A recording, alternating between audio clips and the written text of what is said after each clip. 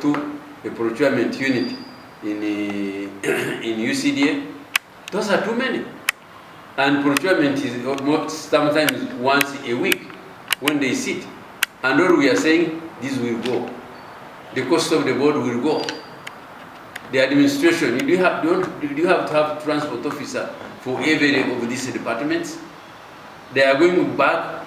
They are going to be absorbed in the ministry, in the Department of Coffee Development. It is going to be headed by a commission. He has 2 assistant commissioners, and all the staff who are specialists in this matter are going to be retained. What is the issue? Now, the issue they are talking of loss of job and loss of contract. We are not going to lose you to terminate your contract arbitrarily. We shall honor your contract until it expires. But when it expires, you have 2 options: to join the mainstream public service and get salaries like any other person, or you try your luck elsewhere, because we are not short of competent people anyway. So, the issue of coffee is simply politics. There is nothing. I think these people want to confuse the masses, to confuse the people, but these are the figures. And the government is going to save the regrettable.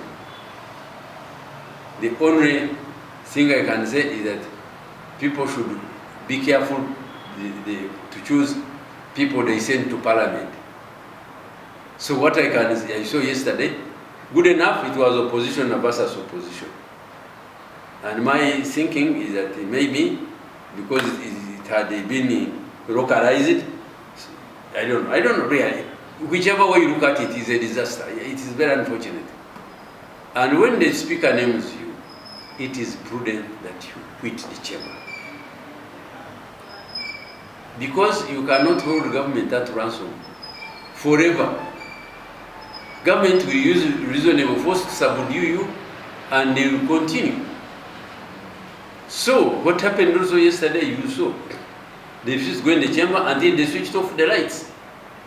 It is when they switched off the lights, I think, they realized that things are not okay. They started moving. Now, when they left, they assumed that the opposition has gone. No, there are so many parties. DP stayed, FDC stayed, UPC stays. It is only NUP which went. So, but you see, the bill was debated by both opposition and government. So I think people should stop misunderstanding and peddling lies. Ekigendererwa kya gavumenti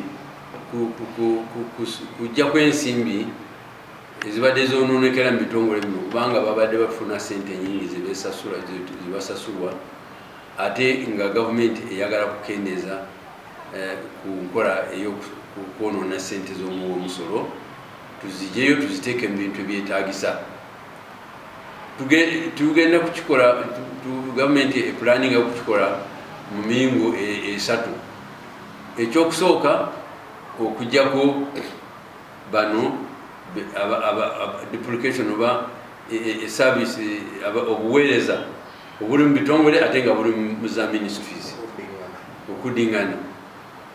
Ekyokubiri, okugyamu obutenkanya mu musaala gw'ensimbi. Kino ekyokuggyako mu musaala gw'ensimbi kibadde kikosa gavumenti nnyo.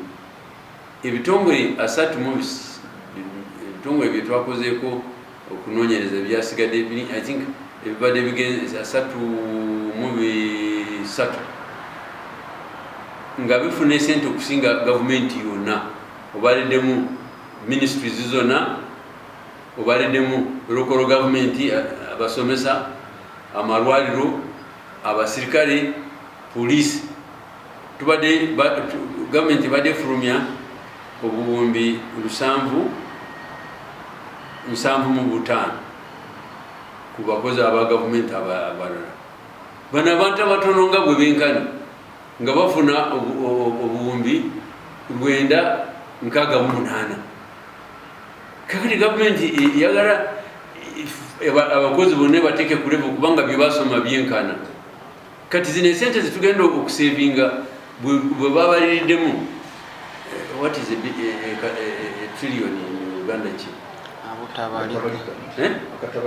akatabalika kamu n'obuwumbi 2 kati ebyo bikola enguudo biyinza okuteeka mu bintu ebirala bya gavumenti ekirala okubaleeta okuteekako ekitongole ekyabaddewo okulwanira mu palamenti abalonzi batuteeka mu palamenti ogendayo okubogerera okuleeta enkulakulana bwogenda ku microphone n'oyogera ebintu bigenda mu buwandiike ate bwoba ng'owogana terina yina kuwandiika byowogana kakati ebyo byonna ebyokuwogana okulwana byali bituswaza nnyo bwogenda wano mu palamenti bakuteekako ekitiibwa ow'ekitiibwa kati ekitiibwa kiruwa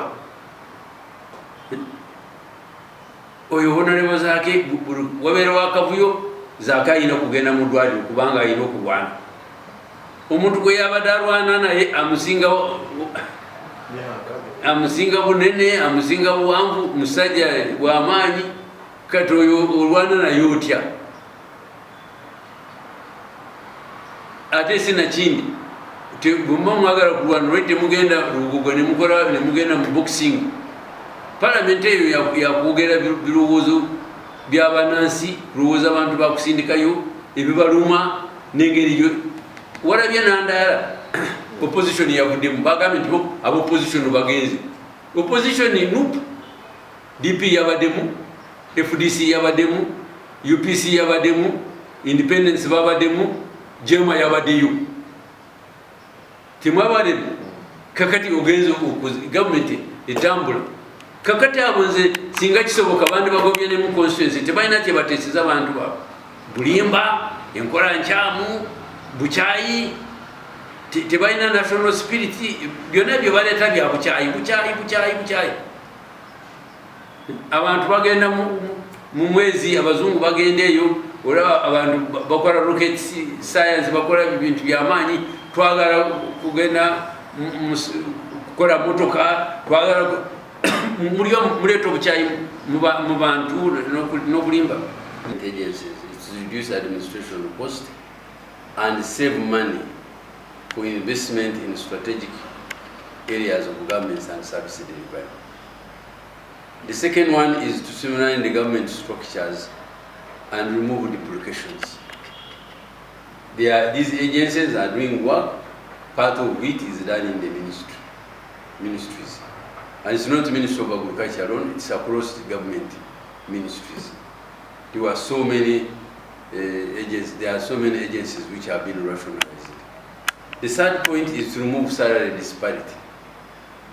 All government workers with the same qualifications, they are getting different salaries. One is getting 3 times as much as the other one. So this is not good in public service. We are serving in the same government and we are saying, hey, look here, let's streamline the structure of government and remove salary disparities. The first point is to make this organization lean for easy monitoring and evaluation of performance of government programs. There is nothing behind it. For the case of UCD, it's very sad. I can't understand. You allow DDA to go to the Ministry of Agriculture, it is okay. You allow COC2 to go, it is okay. You allow Cotton Development Authority to go, it is okay. You allow livestock industry, Uganda livestock industry to go, it is okay. But when it comes to cotton, to coffee, it's a problem. Where is the problem? If the other ones are okay, now where is the problem here? National Forest Authority was taken to Ministry of Water and Environment. You know, amidst climate change, they allowed it. The argument of that the ED was corrupt, you remove the ED and put somebody, but it is okay, it can go. But when it comes to coffee, it's a problem. So what is the national, the statesmanship in this? The third one is that they are telling a pack of lies. A total pack of lies. Where is the factory in Chibura they are talking about? It's also wrong to tribalize coffee, because coffee is a national strategic crop. You must have had a rumor, or you are already aware, that the president of this country has been pushing through African Union to adopt coffee as a strategic crop. The Kampala Declaration of January by heads of state is partly about coffee. So how can you turn around and say the president of the Republic of Uganda wants to steal coffee from Uganda? It is also not true that coffee is grown only in Uganda.